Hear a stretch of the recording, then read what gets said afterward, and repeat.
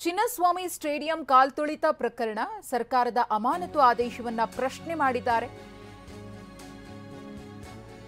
ಸಿಎಟಿಗೆ ಅರ್ಜಿ ಸಲ್ಲಿಕೆ. ವಿಕಾಸ್ ಕುಮಾರ್ ಅರ್ಜಿಯನ್ನ ಸಲ್ಲಿಕೆ ಮಾಡಿದ್ದಾರೆ. ಹೆಚ್ಚುವರಿ ಪೊಲೀಸ್ ಆಯುಕ್ತರಾಗಿದ್ದ ವಿಕಾಸ್ ಕೇಂದ್ರ ಆಡಳಿತಾತ್ಮಕ ನ್ಯಾಯಾಧಿಕರಣಕ್ಕೆ ಅರ್ಜಿಯನ್ನ ಸಲ್ಲಿಕೆ ಮಾಡಿದ್ದಾರೆ. ತಮ್ಮ ಅಮಾನತು ಆದೇಶವನ್ನ ಪ್ರಶ್ನೆ ಮಾಡಿ ಚಿನ್ನಸ್ವಾಮಿ ಸ್ಟೇಡಿಯಂನಲ್ಲಿ ಕಾಲ್ತುಳಿತ ಆಯಿತು. 11 ಮಂದಿ ಆರ್ಸಿಬಿ ಅಭಿಮಾನಿಗಳು ಮೃತಪಡ್ತಾರೆ.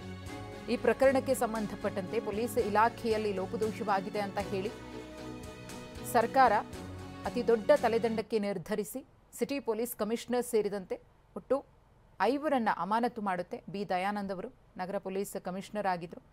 ಅವರ ಜೊತೆಗೆ ವಿಕಾಸ್ ಕುಮಾರ್ ಅವರನ್ನ ಕೂಡ ಅಮಾನತು ಮಾಡಲಾಗಿತ್ತು. ಹೆಚ್ಚುವರಿ ಪೊಲೀಸ್ ಆಯುಕ್ತರಾಗಿದ್ದರು ವಿಕಾಸ್ ಅವರು. ಇದೀಗ ತಮ್ಮ ಅಮಾನತು ಆದೇಶವನ್ನ ಪ್ರಶ್ನಿಸಿದ್ದಾರೆ ಸಿಎಟಿಯಲ್ಲಿ. ಈ ಕುರಿತು ಮತ್ತಷ್ಟು ಮಾಹಿತಿಯನ್ನ ಕೊಡ್ತಾರೆ ನಮ್ಮ ಪ್ರತಿನಿಧಿ ರಾಚಪ್ಪ. ವಿಕಾಸ್ ಕುಮಾರ್ ಅವರು ತಮ್ಮ ಅಮಾನತು ಆದೇಶವನ್ನ ಪ್ರಶ್ನೆ ಮಾಡಿ ಅರ್ಜಿಯನ್ನ ಸಲ್ಲಿಕೆ ಮಾಡಿದ್ದಾರೆ ಕೇಂದ್ರ ಆಡಳಿತಾತ್ಮಕ ನ್ಯಾಯಾಧಿಕರಣಕ್ಕೆ. ಈ ಅರ್ಜಿ ವಿಚಾರಣೆ ಯಾವಾಗ ಬರುತ್ತೆ, ಪ್ರಮುಖವಾಗಿ ಏನ್ ಮೆನ್ಷನ್ ಮಾಡಿದ್ದಾರೆ ಅಂತ ಹೇಳಿ ಅರ್ಜಿಯಲ್ಲಿ ಅವರು? ಮಧುಶ್ರೀ, ಚಿನ್ನಸ್ವಾಮಿ ಸ್ಟೇಡಿಯಂ ಕಾಲ್ತುಳಿತ ಪ್ರಕರಣಕ್ಕೆ ಸಂಬಂಧಪಟ್ಟಂತೆ ಐಪಿಎಸ್ ಅಧಿಕಾರಿ ಜೊತೆಗೆ ಕಮಿಷನರ್ ಅನ್ನು ಕೂಡ ಸರ್ಕಾರ ಅಮಾನತುಗೊಳಿಸಿತು. ಈ ಅಮಾನತು ಆದೇಶವನ್ನ ಪ್ರಶ್ನಿಸಿ ಈಗ ಪಶ್ಚಿಮ ವಲಯ ಹೆಚ್ಚುವರಿ ಪೊಲೀಸ್ ಆಯುಕ್ತ ಆಗಿದ್ದಂತಹ ವಿಕಾಸ್ ಕುಮಾರ್ ಅವರು ಸಿಎಟಿಗೆ ಅರ್ಜಿಯನ್ನು ಕೂಡ ಸಲ್ಲಿಸಿರುವಂತದ್ದು. ಪ್ರಮುಖವಾಗಿ ಈ ಇಡೀ ಘಟನೆ ಏನಿದೆ, ಈ ಘಟನೆಗೆ ಸಂಬಂಧಪಟ್ಟಂತೆ ಸರ್ಕಾರ ನಮ್ಮನ್ನ ತಲೆದಂಡೆ ಮಾಡಿದೆ ಅನ್ನುವಂತಹ ನಿಟ್ಟಿನಲ್ಲೂ ಕೂಡ ಅವರು ಅರ್ಜಿಯಲ್ಲಿ ಉಲ್ಲೇಖವನ್ನ ಮಾಡಿರುವಂತದ್ದು. ಅದರ ಜೊತೆಗೆ ಈ ಅರ್ಜಿಯ ವಿಚಾರಣೆ ಇನ್ನು ಯಾವಾಗ ಬರುತ್ತೆ ಅನ್ನೋದಕ್ಕೆ ಸಂಬಂಧಪಟ್ಟಂತೆ ಇನ್ನಷ್ಟೇ ದಿನಾಂಕ ನಿಗದಿ ಆಗ್ಬೇಕಾಗಿದೆ. ಹಾಗಾಗಿ ಸಾಕಷ್ಟು ಕುತೂಹಲ ಕೂಡ ಇರುವಂತದ್ದು.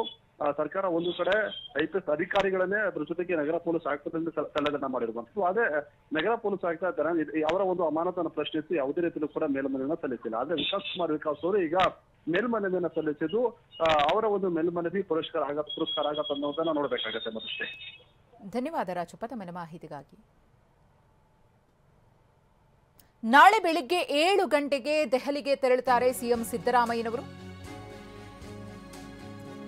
ಮುಂಜಾನೆ 7 ಗಂಟೆಗೆ ದೆಹಲಿಯತ್ತ ಪ್ರಯಾಣ. ಬೆಳಿಗ್ಗೆ 10 ಗಂಟೆಗೆ ದೆಹಲಿಯನ್ನ ರೀಚ್ ಆಗ್ತಾರೆ ಸಿಎಂ ಸಿದ್ದರಾಮಯ್ಯ. ನಾಳೆ ಕೇಂದ್ರ ಸಚಿವರು ಪಕ್ಷದ ವರಿಷ್ಠರನ್ನ ಭೇಟಿಯಾಗಲಿದ್ದಾರೆ ಸಿಎಂ. ನಾಳೆ ಸಂಜೆ 7 ಗಂಟೆ ಸುಮಾರಿಗೆ ಬೆಂಗಳೂರಿಗೆ ವಾಪಸ್ ಆಗ್ತಾರೆ. ನಾಳೆ ಬೆಳಿಗ್ಗೆನೆ 7 ಗಂಟೆಗೆ ಇಲ್ಲಿಂದ ಹೊರಡ್ತಾರೆ. 10 ಗಂಟೆಗೆ ದೆಹಲಿ ತಲುಪ್ತಾರೆ.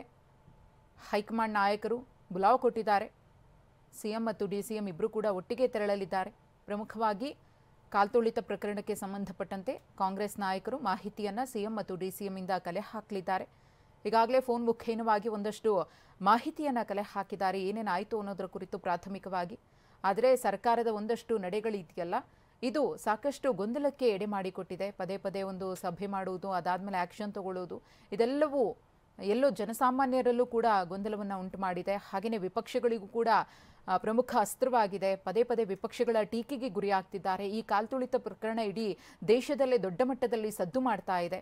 ರಾಜ್ಯದಲ್ಲಿ ಆಡಳಿತದಲ್ಲಿರುವಂತಹ ಕಾಂಗ್ರೆಸ್ ಸರ್ಕಾರಕ್ಕೆ ಮುಜುಗರ ಉಂಟಾಗಿದ್ದು, ಇದರ ಬಗ್ಗೆ ಸಂಪೂರ್ಣ ವಿವರಣೆಯನ್ನ ನಾಳೆ ಕಾಂಗ್ರೆಸ್ ಹೈಕಮಾಂಡ್ ಮಟ್ಟದ ನಾಯಕರು ಕೇಳಿದ್ದಾರೆ.